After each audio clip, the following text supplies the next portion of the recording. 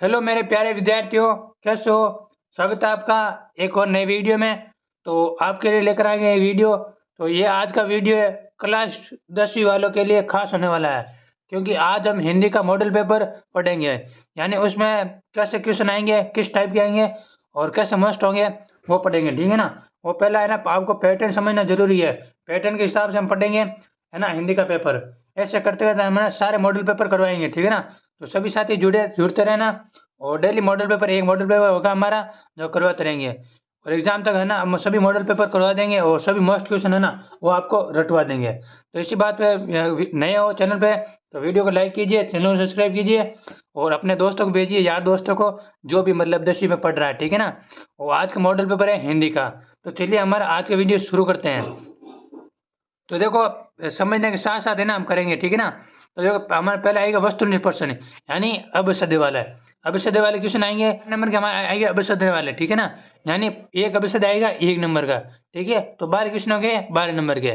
तो चलिए देखो शुरू करते हैं। देखो इसमें कि पंडिताइन शब्द में उपयुक्त प्रयुक्त प्रत्यय है। बताइए, यानी पंडिताइन है ना, इस शब्द में उपयुक्त प्रत्यय कौन सा है? प्रत्यय बताना इसमें। तो देखो, प्रत्यय किसे कहते हैं? जो मतलब किसी शब्द के पीछे जुड़कर उसके अर्थ में परिवर्तन कर देता है। ठीक है ना? उसे प्रत्यय कहते हैं। तो इसमें से प्रत्यय कौन सा पंडिताइन में? जल्दी बताइए, 4 ऑप्शन आपके सामने। इन, आइन, आनी या नी। बताइए प्रत्यय कौन सा है पंडिताइन में? जल्दी बताइए इसका आंसर। ये पंडिताइन शब्द है ना, तो इसमें प्रत्यय कौन सा है? तो देखो, प्रत्यय है ना, तो वो कौन सा है? तो वो प्रत्यय है आइन। ठीक है ना? वो प्रत्यय कौन सा है? वो है आइन। ठीक है ना? यानी पंडिताइन शब्द में प्रत्यय है आइन। पंडिता ता आइन। ठीक है ना? ऐसे बोला जा रहा है आइन। तो ब राइट आंसर है, पंडिताइन है। ठीक है ना? ब राइट आंसर है। देखो अगला क्वेश्चन है कि स्वच्छ शब्द का सही सन्धि विच्छेद क्या होगा? बताइए, स्वच्छ शब्द है ना, तो उसका सन्धि विच्छेद क्या होगा? तो देखो 4 ऑप्शन आपके सामने है। स्व प्लस छ, या स्व वच्छ, या स्व प्लस अच्छ, या सु प्लस अच्छ। तो स्वच्छ शब्द का सही सन्धि विच्छेद क्या होगा? तो बताइए। देखो, स्वच्छ शब्द का सही सन्धि विच्छेद क्या होगा? जल्दी बताइए, 4 ऑप्शन आपके सामने। तो देख, आप है ना मन में सोच लीजिए। ठीक है ना? कि वो होगा, तो फिर बाद में मैं बताऊंगा। ठीक है ना? तो देखो, इसका राइट आंसर है, स्वच्छ शब्द का सही सन्धि विच्छेद क्या होगा? स्वच्छ शब्द का सही सन्धि विच्छेद होगा सु प्लस अच। ठीक है ना? सु प्लस अच, सु अच। ठीक है ना? सो द राइट आंसर होगा, द राइट आंसर होगा। ठीक है? देखो अगला क्वेश्चन है। देखो कि एक बार कि बर्मर गीत की भाषा है। बताइए, बर्मर गीत की भाषा है, कौन सी भाषा है वो?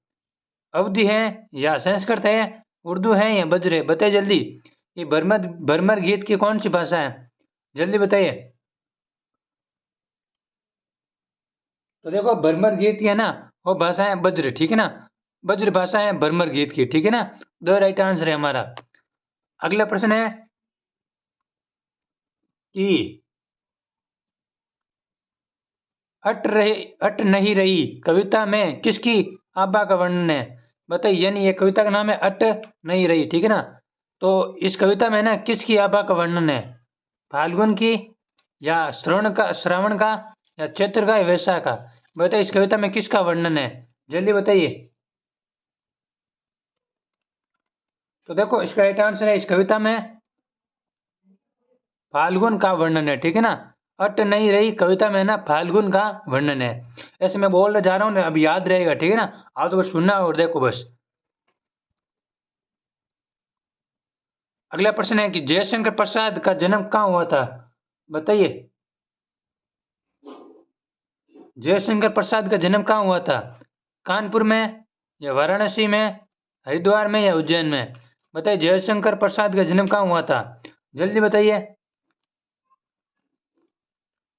जल्दी से। तो देखो, जयशंकर प्रसाद का जन्म है ना, वो हुआ था वाराणसी में। ठीक है ना? ब राइट आंसर है, वाराणसी में हुआ था जयशंकर प्रसाद का जन्म। अगला प्रश्न है हमारा विद्यार्थियों की। ठीक है ना? कि देखो, शिव धनुष तोड़ने वाले परशुराम ने किसके समान अपना शत्रु माना है? बताइए, यानी शिव धनुष तोड़ने वाले को परशुराम ने किसके समान अपना शत्रु माना है? रावण के समान, या कंस के समान, या सहस्त्रबाहु के समान, या यम के समान? बताइए किसके समान, मतलब परशुराम ने है ना शिव धनुष तोड़ने वाले को अपना शत्रु माना, यानी दुश्मन माना, तो किसके समान माना? तो देखो इसका राइट आंसर है, वो माना किसके समान? वो माना सहस्त्रबाहु के समान, ठीक है ना। सो राइट आंसर है सहस्त्रबाहु के समान, है ना। शिव धनुष तोड़ने वाले को परशुराम ने सहस्त्रबाहु के समान माना अपना शत्रु, ठीक है। अगला प्रश्न है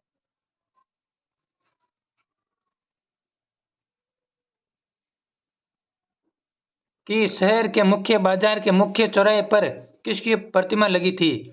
बताइए, यानी शहर के मुख्य बाजार के मुख्य चौराहे पर किसकी प्रतिमा लगी थी?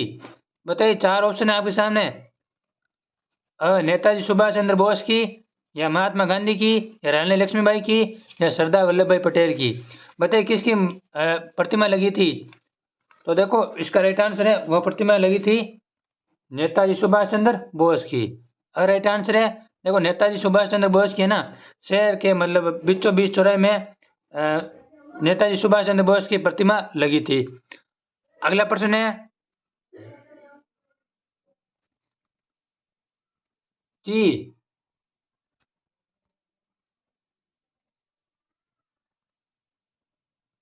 यही सच है कहानी संग्रह के लेखक हैं? बताइए, यही सच है, इस कहानी के लेखक कौन है?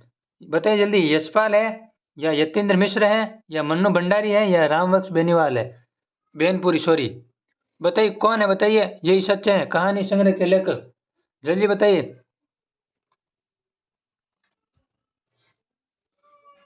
तो देखो इसका राइट आंसर है, यही सच है कहानी संग्रह के लेखक कौन है? तो वो है कौन? मन्नू भंडारी, ठीक है ना, मन्नू भंडारी हैं, यही सच है कहानी संग्रह के लेखक। अगला प्रश्न है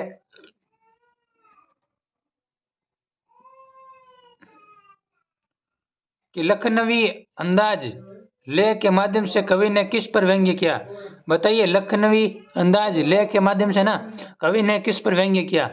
कवियों पर, या नई कहानी के लेखकों पर, या नवाबों पर, या स्वयं पर? बताइए किस पर व्यंग्य किया लखनवी अंदाज यानी लेह के माध्यम से कवि ने? तो देखो कवि ने किस पर व्यंग्य किया, तो कवि ने है ना वो किया था नवाबों पर, ठीक है ना, सी राइट आंसर है, नवाबों पर व्यंग्य किया था। अगला प्रश्न है कि मानव संस्कृति है, बताइए मानव संस्कृति है कैसी है? विभाज्य है, या अविभाज्य है, या विनाशकारी है, या प्रलयकारी? बताओ मानव संस्कृति कैसी है, जल्दी बताओ। तो देखो मानव संस्कृति है ना वो है अविभाज्यकारी, ठीक है ना, अविभाज्यकारी है मानव संस्कृति। देखो अगला प्रश्न है कि मेहनत कश बादशाहों का शहर कहा गया? बताइए मेहनत कश बादशाहों का शहर किससे कहा गया? बताओ जल्दी, चार ऑप्शन है आपके सामने, गतो को, या जयपुर को, लखनऊ को, या हैदराबाद को? तो देखो मेहनत कश बादशाहों का शहर है ना, तो वो कहा गया था किसे? वो कहा गया था गतो को, ठीक है, गतो को मेहनत कश बादशाहों का शहर कहा गया। अगला प्रश्न देखो कि पिताजी कातेश्वर को प्यार से कहकर बुलाते थे? बताइए, यानी पिताजी कातेश्वर तारकेश्वर को प्यार से क्या कहकर बुलाते थे? सेमीनाथ, या भोलानाथ, या वेदनाथ, या सोमनाथ? क्या कहकर बुलाते थे? तो देखो पिताजी है ना तारकेश्वर को प्यार से भोलानाथ कहकर बुलाते थे, ठीक है, ब राइट आंसर है, भोलानाथ कहकर बुलाते थे। देखो आपके 12 नंबर के ये प्रत्येक प्रश्न होगा 1 नंबर का, ठीक है ना, तो 12 अभिषद आएंगे 1 नंबर के, तो 12 नंबर तो आपके ये अभिषद वाले पक्के हो गए, ठीक है ना। आप ऐसे तुक्का मारोगे ना कहीं, जो पहले जो आता है वो करना, ठीक है ना, तो फिर बाद में नहीं आता कोई बता दे तो ठीक है, नहीं तो तुक्का मारना, ठीक है। अगला हमारा आएगा रिक्त स्थान की पूर्ति करो। तो देखो रिक्त स्थान की पूर्ति करो, ये आएगा 6 आएगा रिक्त स्थान, ठीक है ना, 6 नंबर के, ठीक है, ये 6 नंबर का आएंगे, 6 आएगी रिक्त स्थान एक एक नंबर के। तो देखो इसमें भरना अपन को, ठीक है ना, कि देखो जिस क्रिया में 2 क्रम प्रयुक्त होते हैं उससे कहते हैं, यानी जो भी क्रिया है उसमें 2 क्रम मतलब प्रयुक्त होते हैं तो उसे क्या कहते हैं? तो 2 को क्या कहते हैं? द्विव क्रम, ठीक है ना, तो द्विव क्रम, द्विक्रम ये बोलो या द्विक्रमिक बोलो, ठीक है ना, उसे द्विक्रमक क्रिया कहते हैं, ठीक है ना, द्विकर्मक क्रिया कहते हैं। अगला देखो कि अविकारी शब्द को ही अविकारी शब्द को ही क्या कहते हैं, तो देखो अविकारी शब्द को ही है ना कहते हैं अव्यय, ठीक है ना, अविकारी शब्द को अव्यय कहते हैं। अगला प्रश्न है, देखो अगला खाली जगह की क्या कह रहा है कि खाली जगह समाज के दोनों पद समान रूप से प्रदान होते हैं। बताइए कौन से समास के दोनों पद है ना समान रूप से समान होते हैं, मतलब दोनों पद समान रूप से प्रदान होते हैं, कौन से समास के, तो देखो इसका राइट आंसर है द्वंद्व समास, ठीक है ना, यानी द्वंद्व समास के दोनों पद समान रूप से प्रदान होते हैं। अगला देखो कि संज्ञा सर्वनाम क्रिया या अव्यय शब्दों के साथ क्या जोड़कर विशेषण बनाए जाते हैं, क्या जोड़कर विशेषण बनाए जाते हैं, तो वो जोड़ते हैं क्या, वो जोड़ते हैं प्रत्यय, ठीक है ना, प्रत्यय जोड़कर विशेषण बनाए जाते हैं। अगला देखो कि संज्ञा के स्थान पर प्रयुक्त होने वाले शब्द क्या कहलाते हैं, बताइए, तो संज्ञा के स्थान पर प्रयुक्त होने वाले शब्द क्या कहलाते हैं, तो ये तो आशा करते हैं आपको सभी को पता होगा, तो वो कहलाते हैं सर्वनाम। देखो संज्ञा के स्थान पर प्रयुक्त होने वाले शब्दों को क्या कहते हैं, सर्वनाम। अगला देखो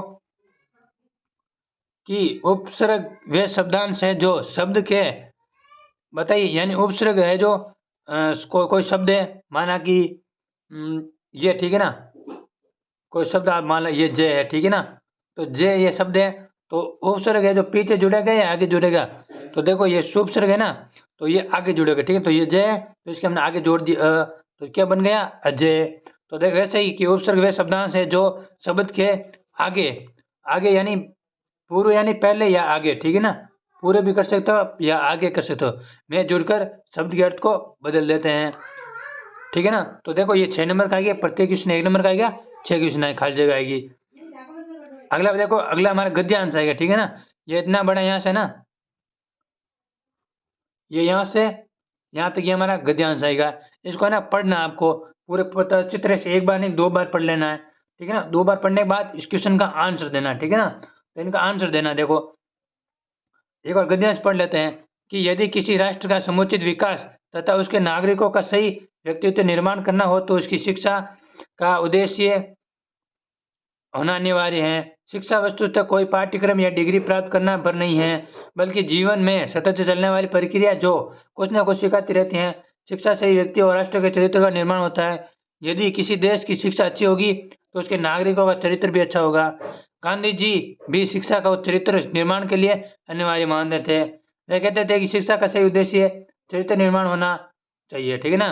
तो देखो ऐसा आ गया, आपने ऐसा 2 बार पढ़ लिया तो आपका आएगा देखा कि प्रस्तुत गद्यांश का उत्तर शीर्षक क्या है, तो देखो इसका शीर्षक क्या है, मतलब ये पूछ रहा है कि शीर्षक मतलब तो ये गद्यांश है ना किस चीज़ के बारे में बात कर रहा है, बताइए कौन से टॉपिक के बारे में बात कर रहा है, तो देखो ये टॉपिक है ना, ये बात करें शिक्षा और चरित्र के बारे में, है ना, अभी हमने पढ़ा तो शिक्षा चरित्र बार बीच बीच में है ना, तो ये शिक्षा और चरित्र के बारे में बात कर रहा है।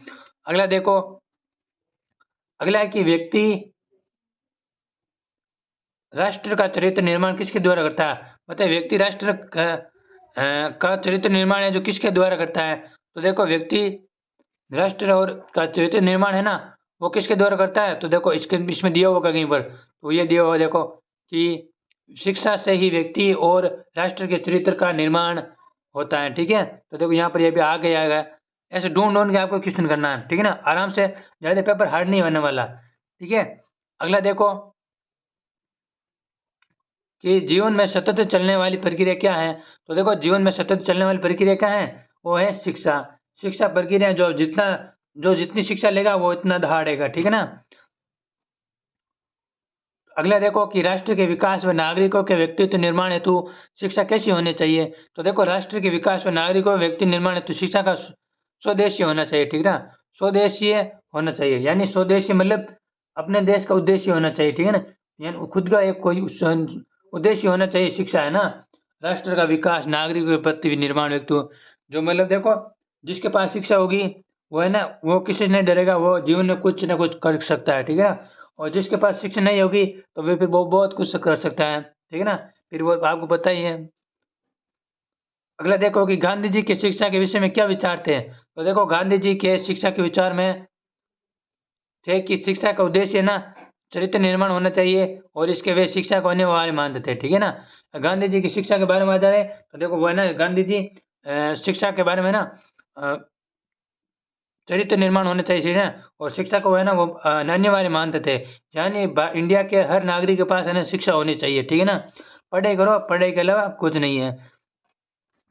अगला देखो कि विनाश शब्द का विपर्यास शब्द बताइए, छांटिए। यहाँ पर एक आएगा गद्यांश, ठीक है ना, तो वहां से विपर्यास शब्द आएगा, यानी विनाश का विपर्यास शब्द, विनाश यानी तहस नहस करना कोई चीज को, तो इसका विपर्यास यानी उल्टा क्या होगा, तो होगा निर्माण। किसी निर्माण करेंगे तो भी वो वापिस तहस नहस होगी, ठीक है ना। तो देखो विनाश का उल्टा क्या होगा, निर्माण, ठीक है। अगला एक और वो गद्यांश पढ़ लिया, अब यहाँ पर आएगा पद्यांश, ठीक है ना। तो एक गद्यांश आएगा और एक पद्यांश आएगा, दोनों आएंगे 6-6 नंबर के, ठीक है ना, 6-6 12 नंबर के। तो ये ज़्यादा सिंपल हार्ड क्वेश्चन नहीं आएगा, हार्ड पेपर नहीं आएगा, ठीक है ना, आराम से सिंपल पेपर आएगा। तो देखिए एक बार पद्यांश पढ़ लेते हैं कि फूली सरसों ने दिया रंग, मधु लेकर आ पहुंचा अगंग अनंग, ठीक है ना। वधु वसुधा पुलकित अंग अंग, है वीर पेश में किंतु तंग कंत, वीरों का वीरों का कैसा हो वसंत, ठीक है ना। तो ये इतना सा हो गया हमारा पद्यांश। गद्यांश तो ऐसे आएगा मतलब लेख की तरह, ठीक है ना। पद्यांश आएगा मतलब ऐसे कबीरदास के दोहे जैसे, या कोई कविता टाइप की, ठीक है, ऐसे आएंगे पद्यांश। तो देखो अगला है कि प्रस्तुत पद्यांश का उचित शीर्षक क्या, या आपने इतना सा पढ़ा तो इसका उचित, ये आपने इतना सा पढ़ा है ना, तो देखो इसका उचित शीर्षक क्या है। तो देखो इसका उचित शीर्षक हमारा है कि वसंत का सौंदर्य, है ना, ये वसंत के सौंदर्य के बारे में बात कर रहा है। अगला देखो मधु लेकर कौन आया था, बताइए मधु लेकर कौन आया था। तो देखो मधु लेकर कौन आया था, वो अंगद, अनंग, तो अनंग किससे कहते हैं, कामदेव। तो मधु लेकर अनंग आया था, या अनंग लिख सकते हैं आप, या अनंग को हिंदी में क्या कहते हैं, कामदेव। तो कामदेव लेकर आया था मधु को। अगला देखो कि कंत किस वेश में है, कंत किस वेश में है। तो देखो है वीर वेश में किंतु कंत, तो किस वेश में, तो आपको लिखना है वीर वेश में, तो कंत है ना वीर वेश में है। अगला देखो कि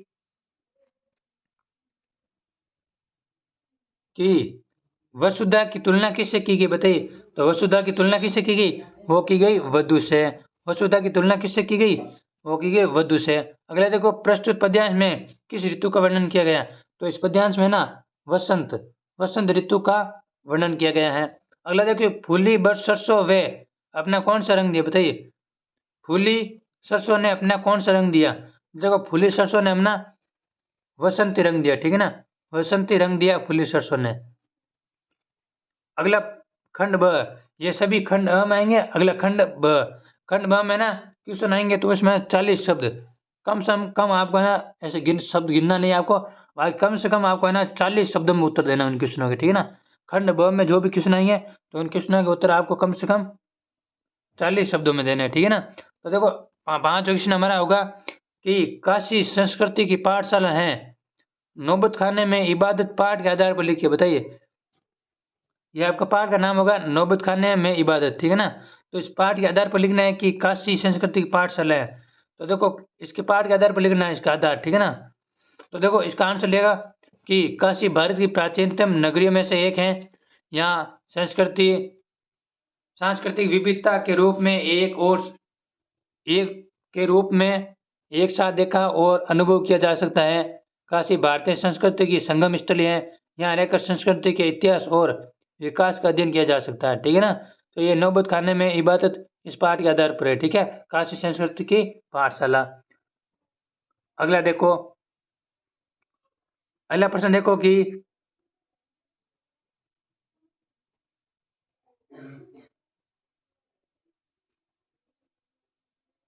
अगला प्रश्न क्या कह रहा है कि संस्कृति असंस्कृति में कब बदल जाती है, बताइए। हमारी जो संस्कृति है ना वो असंस्कृति में कब बदल जाती है।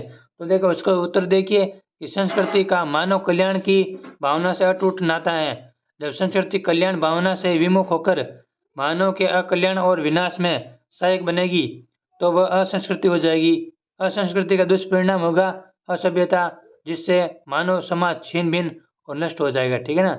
यानी संस्कृति अगर चली जाएगी तो हमारा मानव समाज जो नष्ट हो जाएगा, कोई रीति रिवाज नहीं होंगे, सब ऐसे उधर बहेंगे, ठीक है ना। बोले तो सब ऐसे ही बहेंगे, ऐसे ही चलेंगे, ठीक है ना। तो मतलब संस्कृति समाप्त हो जाएगी तो फिर मनुष्य ना इधर उधर तो हो जाएगा, ठीक है ना। मनुष्य की सभी रीति रिवाज नियम कायदे वो सब इधर उधर हो जाएंगे। तो हमारी संस्कृति को बचाना जरूरी है, ताकि आने वाली पीढ़ी को भी पता चले। जैसे पुराने ज़माने में हड़प्पा खुदाई के दौरान हमें वस्त्र मिले, तो आज उनसे हमें पता लगता है कि पुराने ज़माने में पूर्वज दादा वो कैसे रहते थे। तो ऐसे ही हमें भी अपनी संस्कृति बचानी चाहिए, ठीक है ना। हमें भी वो पार्ले जी वाले बिस्कुट बचाना चाहिए, जो कि आने वाले टाइम में ना बच्चों को भी पता चले कि कोई टाइम पार्ले जी बिस्कुट भी था। मजाक से हट के मजाक कर रहा हूँ, देखिए, ठीक है ना। कुल मिला के ये पूछ रहा है कि हमारी संस्कृति बचानी चाहिए। अगले प्रश्न देखो कि संगीतकार कविता का मूल भाव लिखिए। संगीतकार कविता का मूल भाव क्या है? तो देखो, संगीतकार कविता के माध्यम से कवि ने संदेश, कवि कहता है कि मूल मुख्य गायक या कलाकारों का मौन भाव से परोक्ष में सहयोग करने वाले सहायकों या संगीतकारों की भूमिका बहुत महत्वपूर्ण होती है। संगीतकार मुख्य कलाकार के सहयोग के रूप में जाने जाते हैं। संगीतकार को उचित सम्मान मिलना चाहिए। तो देखो, इनको सभी को हटाओ। आपको सिर्फ ऐसा याद रखना है कि संगीतकार कविता का मूल भाव ये है कि संगीतकार कविता में है ना, तो ये सब ये कहना चाहता है कवि की कि संगीतकार है यानी कलाकार, बोले तो सिंगर। तो सिंगर है ना, ये मुख्य रूप से सहयोगी है हमारे देश के लिए, ठीक है ना।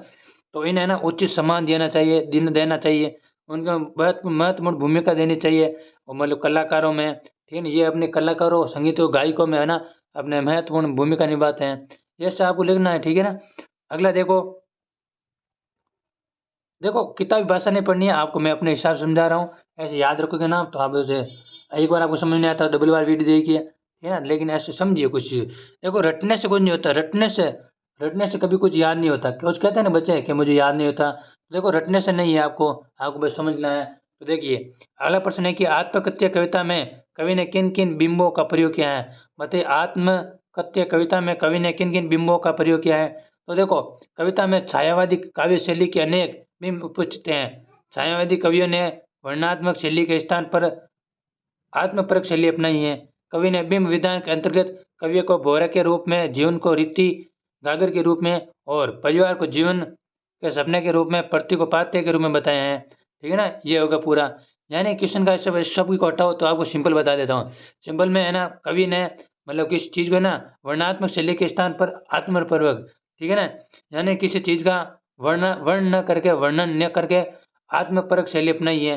यानी कोई भी मैं ये अंतर्गत है ना, स्वयं को भौरा यानी भौरा, ठीक है ना, के रूप में, जीवन को रीति सागर के रूप में, परिवार को जीवन के सपने के रूप में, और पत्नी को पाते के रूप में बताया है, ठीक है ना।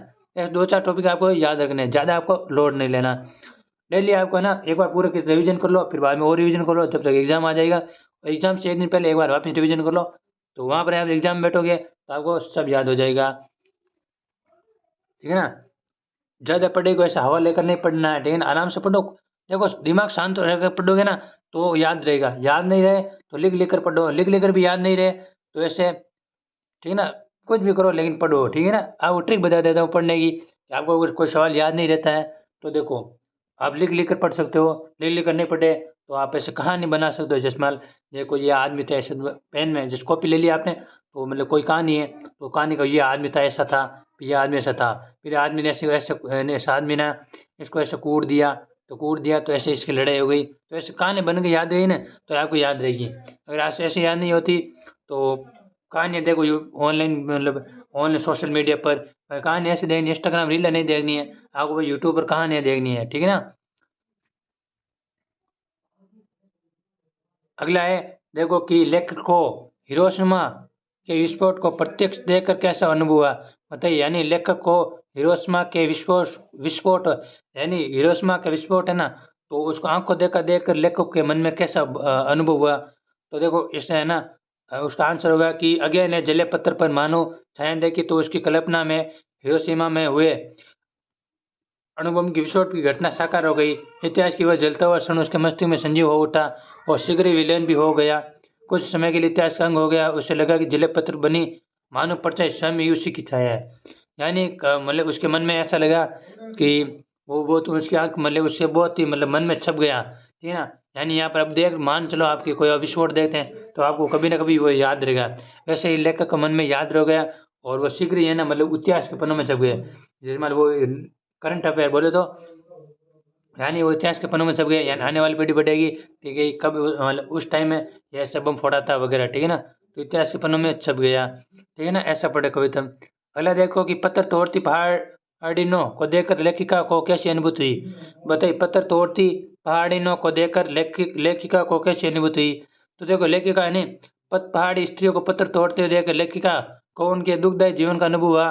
वो औरतें अपनी पीठ पीठ पर दूध मुँहे बच्चों को पीठ पर बांध कर गीटियाँ तोड़ती हैं और मजदूरी करते हैं, लेकिन उसके श्रम का उचित मिलता नहीं मिलता।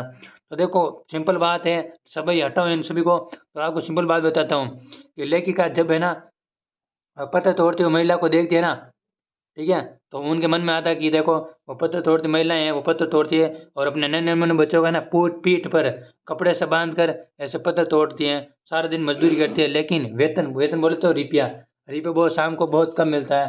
तो वही उनके मन में, लेखिका मन में था कि ये कितना मतलब दुख सहती है और वेतन कम होता है और ये कितना दुख देती है, तब उनको अपने है ना जीवन के दुख का अनुभव हुआ। अगला देखिए कि आंखें भर आना मुहावरे अर्थ का सही बताइए, यानी आंखें भर आना इस मुहावरे का सही अर्थ क्या है। तो देखो आंखें भर आना में ना इसका अर्थ है कि भावुक होना। तो उदाहरण देख लो कि नेताजी सुभाष चंद्र बोस की मूर्ति पर सरकंडों का चश्मा देखकर हालदार साहब की आंखों में आंसू आ गए ठीक है ना, तो आंखें भर आना ठीक है। अब जैसे एक और उदाहरण बता देता हूँ कि मतलब आप जैसे पढ़े ही नहीं, तो माना कि आपके 90% बन गए, तो आपकी फिर आंखें भर आना यानी भावुक हो जाना। आप एकदम भावुक हो जाएंगे, आश्चर्यचकित हो जाएंगे कि यार ऐसे कैसे हो सकता है, मेरे 90% है। तो वही उदाहरण है ठीक है ना। अगला खंड स है ठीक है ना। खंड स में देखो इसका पीडीएफ है ना, इसके पीडीएफ है जो मैं टेलीग्राम पर प्रोवाइड करा दूंगा। टेलीग्राम का लिंक चैनल पर दिया हुआ है, तो वहाँ पर आप जाकर चेकआउट कर सकते हो ठीक है ना। वहाँ पर पूरे वीडियो आपके एक बार क्वेश्चन देख लेता है, खंड स में ना बड़े क्वेश्चन आएंगे ठीक है ना, बड़े क्वेश्चन आएंगे ठीक है। इसमें भी आएगा गद्यांश वगैरह ठीक है, और ऐसे गद्यांश में छोटे क्वेश्चन आपको निकालने हैं। ये कुल मिला के गद्यांश आएंगे और पद्यांश वगैरह ये आएंगे। इसमें अत्व अत्व में अगर आपके अत्व दिया हुआ है तो देखो या तो ऊपर वाले एक करो या दोनों में से एक करो ठीक है, दोनों नहीं करना आपको, दोनों में से या तो एक करना ठीक है ना। अगर कोई क्वेश्चनों के बीच अत्व दिया हुआ है तो आपको याद रखना है, ये छोटी छोटी चीज़ें ये जो याद रखनी है ठीक है ना। और ऐसे बड़े क्वेश्चन है तो बड़े क्वेश्चन इस हिसाब से, और इसका आंसर है जो मैं टेलीग्राम पर दिया हूँ, आप चेकआउट कर सकते हो ठीक है। मिलता है आपको अगले वीडियो में और नए मॉडल पेपर के साथ। और वीडियो को लाइक कीजिए, चैनल को सब्सक्राइब कीजिए, और जो भी आपका दोस्त है उनको भेजिए। ये है ना डेली आपको है ना मॉडल पेपर करवाएंगे ठीक है ना, और मजा के हिसाब से पढ़ाएंगे, ज़्यादा लोड नहीं लेंगे पढ़ाई को ठीक है ना। आप ऐसे पढ़ाएंगे कि आपको सभी को याद रहेगा ठीक है।